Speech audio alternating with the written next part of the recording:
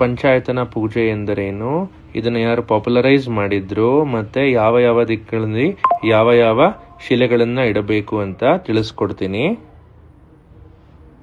ನಮಸ್ಕಾರ ಎಲ್ರಿಗೂ, ಪ್ರಸಿದ್ಧ ಎಡಲ್ಸ್ಗೆ ಸ್ವಾಗತ. ಇವತ್ತಿನ ಸಂಚಿಕೆಯಲ್ಲಿ ನಿಮ್ಗೆ ಒಂದಿಷ್ಟು ಪಂಚಾಯತನದ ಬಗ್ಗೆ ಇನ್ಫಾರ್ಮೇಶನ್ ಕೊಡ್ತೀನಿ. ಇತ್ತೀಚೆಗೆ ತುಂಬಾ ಕರೆಗಳು ಬರ್ತಿದೆ, ಪಂಚಾಯತನ ಪೂಜೆ ನಾವು ಮಾಡಬಹುದಾ, ನಮ್ಮ ಮನೆಯಲ್ಲಿ ಶಿಲೆಗಳಿತ್ತು ಅದನ್ನ ನೀರಿಗೆ ಹಾಕಿದ್ವಿ, ಮತ್ತೆ ಯಾರು ಪೂಜೆ ಮಾಡಬಾರ್ದು ಅಂತ ಹೇಳಿದ್ರು ಅಂತ.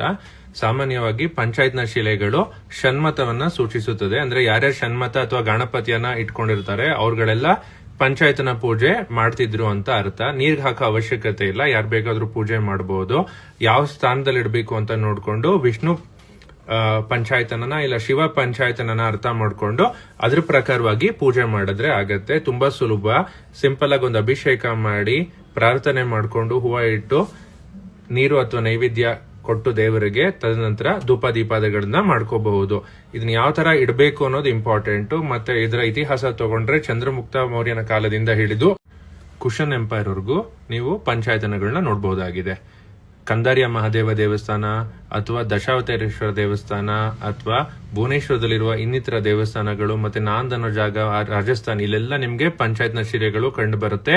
ಅದೇ ಒಂದು ಡೈರೆಕ್ಷನ್ಸ್ ಗಳಲ್ಲಿ ಅಥವಾ ಪೊಸಿಷನ್ಸ್ ಅಲ್ಲಿ ದೇವಾಲಯಗಳನ್ನ ಕಟ್ಟಿರಲಾಗುತ್ತದೆ. ಸೊ ಇದನ್ನ ಯಾರು ಬೇಕಾದ್ರೂ ಪೂಜೆ ಮಾಡಬಹುದಾಗಿದೆ. ಇನ್ ಕೇಸ್ ನಿಮ್ಗೆ ಸಂಪ್ರದಾಯ ಇದ್ರೆ ನೀವು ಅದನ್ನ ದಯವಿಟ್ಟು ಪೂಜೆ ಮಾಡಿ. ಕ್ರಿಸ್ಟಲ್ಸ್ ಅಂತ ಹೇಳ್ತಾರೆ, ಕ್ರಿಸ್ಟಲ್ಸ್ ಅಲ್ಲ, ನ್ಯಾಚುರಲ್ ಆಗಿ ಸಿಗುವಂತಹ ಸ್ಟೋನ್ಸ್. ಫಾರ್ ಎಕ್ಸಾಂಪಲ್ ಸ್ಫಟಿಕ ಅಂದ್ರೆ ಸ್ಫಟಿಕ ಈ ತರ ಇರುತ್ತೆ, ಪಾಲಿಶ್ ಆಗಿರೋದು ಬರುತ್ತೆ, ನ್ಯಾಚುರಲ್ ಆಗಿರೋದು ಬರುತ್ತೆ. ಯಾವ್ದನ್ ಬೇಕಾದ್ರೂ ಇಟ್ಟು ಪೂಜೆ ಮಾಡಬಹುದು. ಹೀಗೆ ಮಾಡಬೇಕು ಹಾಗೆ ಮಾಡಬೇಕು ಅಂತ ಇರೋದಿಲ್ಲ. ಮತ್ತೆ ಬಾಣಲಿಂಗ ಅಂದ್ರೆ ನರ್ಮದಾ ನದಿನಲ್ಲಿ ಸಿಗುವಂತದ್ದು, ಇದು ಕೂಡ ಅಷ್ಟೇ, ಪಾಲಿಶ್ ಆಗಿರೋದು ಸಿಗತ್ತೆ, ನ್ಯಾಚುರಲ್ ಆಗಿರೋದು ಸಿಗತ್ತೆ. ಇನ್ ಸಾಲಿಗ್ರಾಮ ಬಂದ್ರೆ ವದನ ಇರಬೇಕು ಅಂತ ಏನಿಲ್ಲ, ಗುಂಡುಗಿರುವಂತಹ ಗೋವಿಂದ ಸಾಲಿಗ್ರಾಮ ಅಥವಾ ನಾರಾಯಣ ಸಾಲಿಗ್ರಾಮ ಆದ್ರೂ ಕೂಡ ನಡೆಯುತ್ತೆ. ಸೊ ಇದು ಯಾವ ತರ ಕಾಣುತ್ತೆ ಇಟ್ಟಾಗ ಅಂತ ನೋಡ್ತಾ ಇದ್ರ ಬಗ್ಗೆ ಇನ್ನಿಷ್ಟು ಮಾಹಿತಿಗಳನ್ನ ತಿಳ್ಕೊಳ್ಳೋಣ.